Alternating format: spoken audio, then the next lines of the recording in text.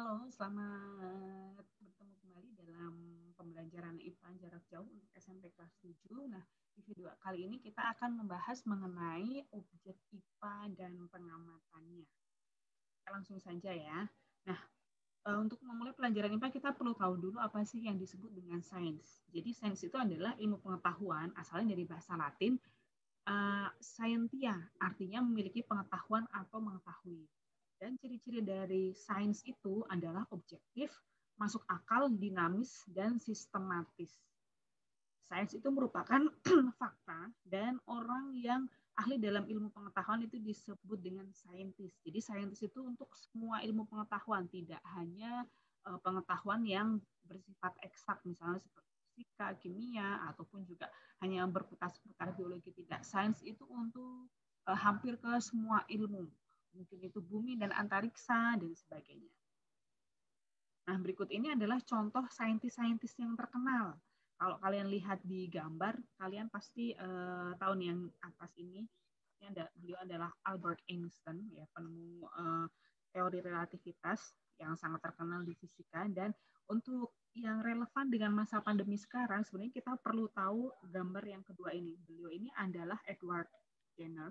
Beliau itu adalah penemu vaksinasi, sehingga disebut juga sebagai bapak vaksinasi. Nah, kalian nanti bisa cari tahu sendiri di internet atau di web siapa sih Edward Jenner ini dan bagaimana kiprahnya sehingga bisa menemukan vaksinasi. Dan sekarang di masa pandemi kita semua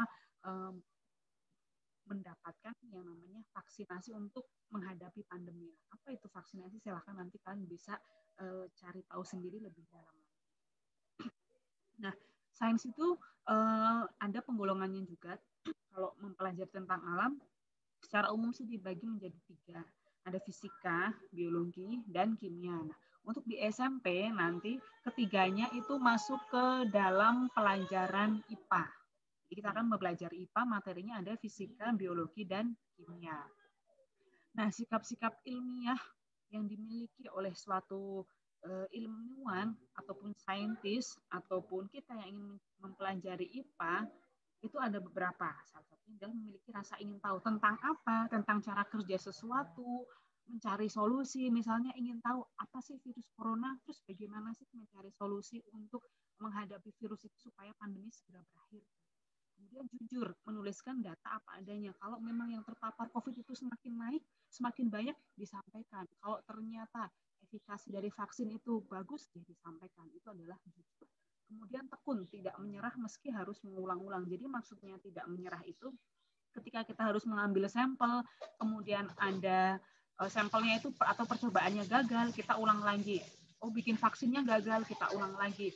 Kok vaksinnya nggak efektif untuk variasi baru, diulang-ulang lagi. Jadi tekun. Kemudian teliti terhadap apa? Setiap penemuan, kemudian setiap hal yang kita lakukan dalam penelitian itu kita betul-betul teliti, betul-betul cermat. Kalau dosisnya hanya 10 mili ya, betul-betul 10 mili, nggak boleh 10,5 atau 11 kita anggap 10, nggak bisa ya, harus betul-betul teliti. Kemudian terbuka itu artinya menyampaikan hasil apa adanya ketika ada yang bertanya, mau menjelaskan sesuai dengan keadaan yang sebenarnya, dan juga terbuka untuk menerima kritik dan saran yang membangun. Kemudian berani apa sih? Berani bertindak, mengambil resiko, menyampaikan hasil, kemudian juga mau menerima pendapat orang lain dan tidak memaksakan kehendak. Misalnya hasil penelitian saya seperti ini, kamu harus seperti apa yang saya teliti. Nah, tidak bisa seperti itu ya. Kemudian juga dapat membedakan mana yang fakta dan mana yang opini. Kalau fakta itu ke sesuatu yang betul-betul objeknya kita lihat apa. Misalnya di situ ada benda yang suhunya sekitar 40 derajat Celcius. Kalau kita berbicara fakta berarti benda suhunya 40 derajat Celcius. Tapi kalau opini, benda ini hangat, benda ini agak panas, benda ini panas, benda ini biasa aja. Nah, itu sesuatu yang bersifat subjektif. Ya, tergantung pengamat. Kalau objektif itu berdasarkan apa yang diamati. Kalau yang diamati warnanya hitam, ya kita bilang itu hitam. Enggak agak kehitam-hitaman, hitam pudar, ya lumayan hitam. Nah, dalam IPA itu ada beberapa ada objek IPA yang kita bisa amati, yang bisa kita pelajari. Objek yang dipelajari dalam IPA itu adalah seluruh benda di alam dengan semua interaksinya. Jadi interaksi setiap benda-benda di alam itu masuk ke dalam objek pengamatan. Dan juga gejala alam itu bisa berupa biotik ataupun abiotik. Kalau biotik itu berarti kan yang hidup. Kalau abiotik itu berarti yang tidak hidup. Kalau yang berupa kebendaan ya itu berarti benda-benda di sekitar. Sedangkan kejadian itu peristiwa. Kalau kebendaan itu misalnya oh ada virus SARS-CoV-2. Ada variasi A, variasi B, variasi beta, variasi delta, variasi gamma. Nah, kalau kejadian ya berarti misalnya virus cepat sekali penularannya atau virus menimbulkan gejala yang berat bagi penderita yang mempunyai penyakit bawaan. Nah, seperti itu termasuk dalam gejala alam kejadian. Kemudian dalam mempelajari sains kita punya suatu metode yang disebut dengan metode ilmiah. Jadi metode yang disusun secara sistematis untuk memecahkan masalah. Kenapa sistematis? Supaya mudah dan itu dapat digunakan di semua ilmu pengetahuan. Entah itu di bidang pendidikan, di bidang kesehatan, ya. Kalau kuliah itu kita menyebutnya skripsi, ya. Mungkin kamu pernah dengar istilah skripsi. Nah, itu sebenarnya menggunakan metode ilmiah, meskipun misalnya yang diteliti itu adalah sesuatu yang bersifat sosial. Tapi metode yang dilakukan itu sama, yaitu metode ilmiah. Jadi ada 6 tahapan utama, yaitu merumuskan masalah, kemudian mengumpulkan data pendukung, membuat hipotesis atau dugaan sementara, kesimpulan sementara. Berikutnya adalah melakukan percobaan atau eksperimen.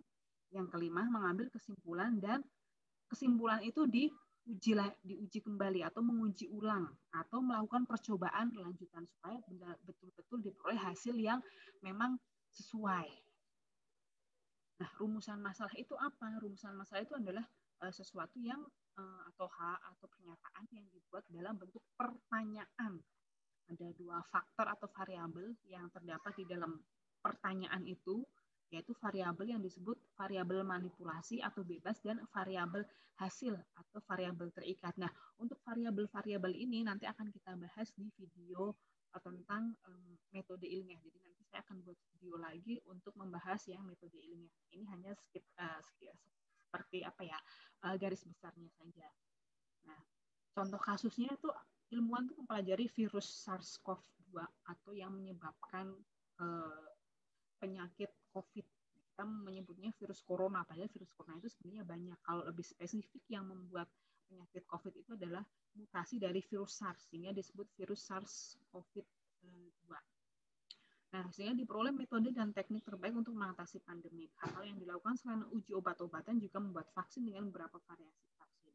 Setelah vaksin dibuat, ternyata virus sudah ada yang mengalami mutasi, sehingga para ilmuwan ingin melanjutkan penelitian terhadap varian ini. Nah, contoh rumusan masalahnya misalnya, berapa persen efikasi vaksin Sinovac terhadap jumlah antibodi pada saat infeksi virus variasi kappa atau variasi gamma misalnya. Nah, jadi di sini variabel yang dibuat bebas itu efikasinya, kemudian hasil yang terikat atau yang ingin dihasilkan itu adalah jumlah antibodinya. Jadi seberapa persen vaksin Sinovac ini menghasilkan antibodi di setiap tubuh dari para relawan yang memperoleh vaksinasi.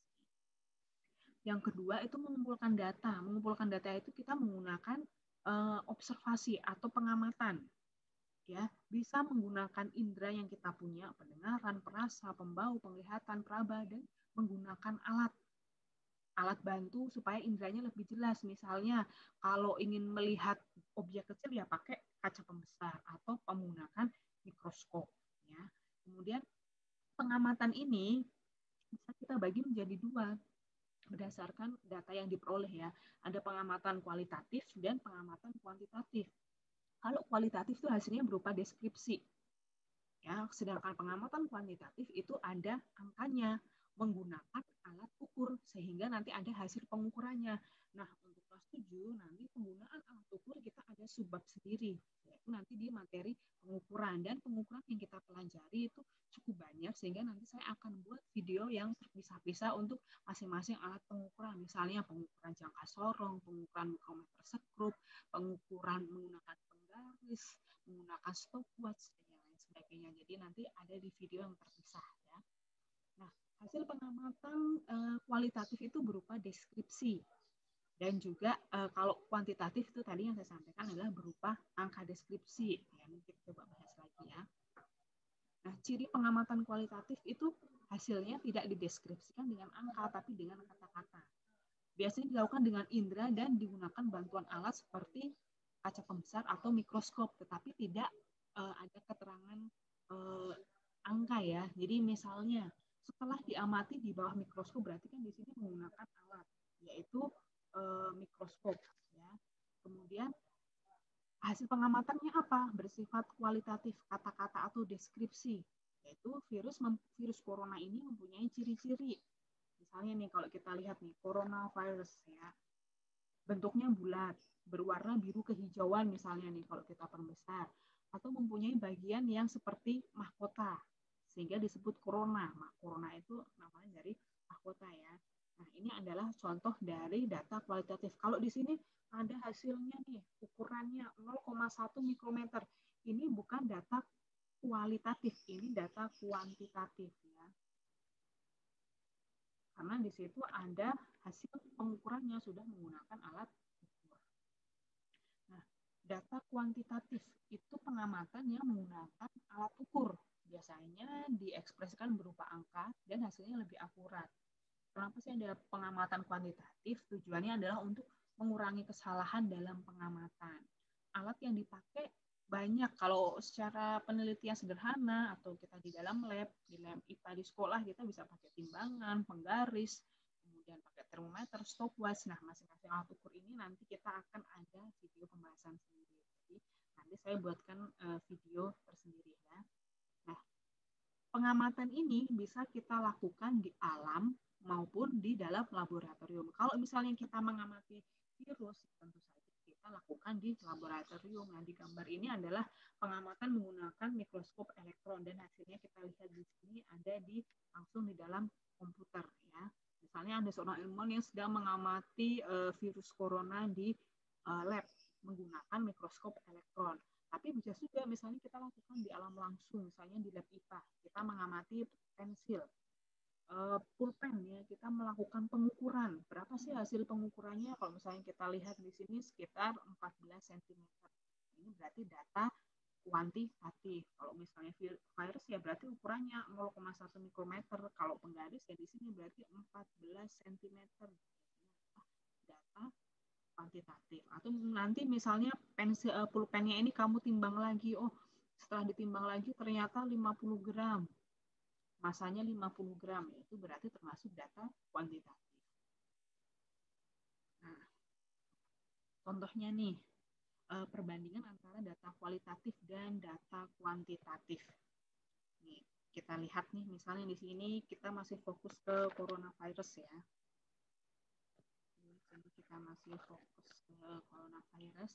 Data kualitatifnya, deskripsinya, virusnya bulat, ada bagian seperti mahkota, berwarna kebiru-biruan, terus ternyata ukurannya lebih kecil daripada bakteri dan sel darah merah yang ditemukan yang diamati pada sampel yang diambil misalnya. Ternyata yang di sampel yang diambil tuh ada benda-benda lain, ada bakterinya, ada sel darah merahnya. Ternyata virus ini ukurannya lebih kecil. Nah, itu kita sebut sebagai data kualitatif. Kalau kuantitatifnya ini misalnya pengamatannya itu menggunakan mikroskop elektron yang diperbesar 2 juta kali.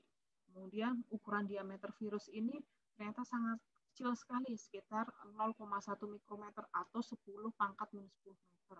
Bisa juga mungkin massa virus. Apakah massanya juga perlu ditimbang? Ya. Jadi mengumpulkan data ya menggunakan alat yang sesuai dan apa saja sih yang diperlukan. Lalu apakah massa virus itu juga diperlukan? Ya. Ataukah lebih perlu ukuran ataukah lebih perlu masanya? Nah, kemudian langkah yang ketiga adalah membuat hipotesis atau jawaban sementara. Nah, ini dibuat dalam bentuk pernyataan, bukan pertanyaan ya, tapi pernyataan itu yang merupakan jawaban atau kesimpulan sementara, dugaan sementara. Misalnya pupuk buatan tidak berpengaruh terhadap pertumbuhan tinggi tanaman tomat. Pupuk buatan berpengaruh dalam pertumbuhan tinggi tanaman tomat, atau orang yang divaksin mengalami pengurangan gejala sampai 50% dibanding orang yang tidak divaksin. Orang yang divaksin tidak mengalami pengurangan gejala apapun dibanding orang yang tidak divaksin. Nah, itu adalah contoh kesimpulan sementara atau hipotesis. Langkah yang berikutnya adalah melakukan eksperimen. Tujuannya apa sih? Ya, untuk membuktikan apakah fakta-fakta yang kita temukan itu mendukung kesimpulan sementara tadi. Nah, apa sih yang dilakukan? Ya berarti menyiapkan alat dan bahan, menyusun prosedur kerja, melakukan eksperimen, mencatat hasil pengamatan, kemudian mencatat datanya, kemudian mengolah dan menganalisis data hasil dari eksperimen atau percobaan yang tadi dilakukan. Nah, variabel pengamatan itu seperti yang di awal tadi sudah disebutkan, ada beberapa hal ya. Ini yang umum dalam penelitian. Ada variabel tetap atau yang disebut juga variabel kontrol itu yang dibuat sama. Misalnya dalam penelitian mengikuti vaksin ya usia penerima vaksin dibuat sama, atau misalnya meneliti tanaman, media tanamnya dibuat sama pakai tanah semua. Kemudian ada lagi variabel manipulasi, yaitu variabel yang dibuat bebas, dimanipulasi. Ya bebas, ukurannya beda-beda. Nah ini nanti yang akan mempengaruhi hasil. Contohnya jumlah dosis yang diberikan, 10 mili, 5 mili. Nah, kemudian yang berikutnya, kalau misal tanaman, misalnya jenis pupuk yang digunakan. Ini pupuk cair, ini pupuk yang bubuk, ini pupuk organik, ini pupuk pabrikan. Kemudian ada lagi variabel hasil atau variabel yang terikat, yang dipengaruhi. Misalnya jumlah antibodi yang dihasilkan dari dosis yang bervariasi tadi. Kemudian jumlah daun yang tumbuh berdasarkan hasil variasi jenis pupuk yang tadi digunakan. Kemudian ada lagi variabel pengganggu, yaitu adalah hal-hal lain yang ternyata mengganggu hasil. Misalnya ketika buat penelitian, di dalam pot itu kok ada tanaman-tanaman yang tumbuh ya, tanaman itu kan berarti ikut makan nutrisinya. Nah, itu ketika diberi vaksin, ternyata meskipun usianya 20 tahun, ternyata dia punya riwayat penyakit bawaan. Mungkin itu punya penyakit asma, punya penyakit diabetes keturunan, saja itu kan juga akan mempengaruhi hasil penelitian. Nah, mengolah dan menganalisis data pengamatan itu bisa berupa tabel, bisa juga berupa grafik. Tentu saja kalian pasti sudah bisa ya untuk membuat tabel data, membuat grafik, untuk menyajikan data dari hasil penelitian. Nah, ketika langkah yang terakhir itu adalah membuat kesimpulan, itu kita menjelaskan hasil percobaan dan secara singkat dan saran untuk penelitian selanjutnya. Contohnya, silahkan kalian bisa pause, kemudian kalian baca sendiri ya, supaya lebih jelas lagi. Dapat disimpulkan bahwa pupuk kompos mempengaruhi pertumbuhan tinggi tanaman tomat, atau dapat disimpulkan bahwa vaksin mengurangi gejala sampai 50% terhadap penderita yang terpapar COVID. Nah, seperti itu ya. Jadi kesimpulan itu berupa kalimat sederhana. Ya, tidak harus kalimat yang panjang, namanya saja kesimpulan. Jadi kesimpulan ya, kesimpulannya apa sih? Ini mempengaruhi, ini tidak mempengaruhi, seberapa besar mempengaruhinya. Nah, seperti itu. Kemudian dibuat saran. Misalnya ada penemuan, ternyata di penelitian ini perlu ada variasi apa, misalnya contohnya ternyata dalam percobaan perlu dilakukan 2 jenis pupuk yang berbeda, atau dalam eksperimen tadi diperlukan 2 variasi umur, atau menggunakan rentang umur yang tadi hanya 20 tahun mungkin 20 sampai 25 tahun, sehingga jumlah untuk sampelnya bisa lebih banyak. Nah, kurang lebih itu untuk materi kita di awal, objek IKPAN dan pengamatannya, sedikit tentang metode ilmiah. Untuk materi berikutnya silahkan yang kalian tunggu, nanti saya akan posting per bagian supaya nanti lebih mudah dipelajari dan tinggal kalian sesuaikan dengan kebutuhan. Misalnya kalian kurang jelas di materi apa, nanti langsung bisa diputar ulang. Kalau misalnya kalian ingin membaca slide saya ketika saya menjelaskan, kalian bisa pause, kemudian kalian bisa baca. Jadi ketika kita menggunakan video pembelajaran, kita bisa mendapatkan banyak sekali cara supaya kita lebih mudah untuk mempelajari sesuai dengan kebutuhan dan kemampuan masing-masing. Oke, selamat belajar. Sampai jumpa di video pembelajaran.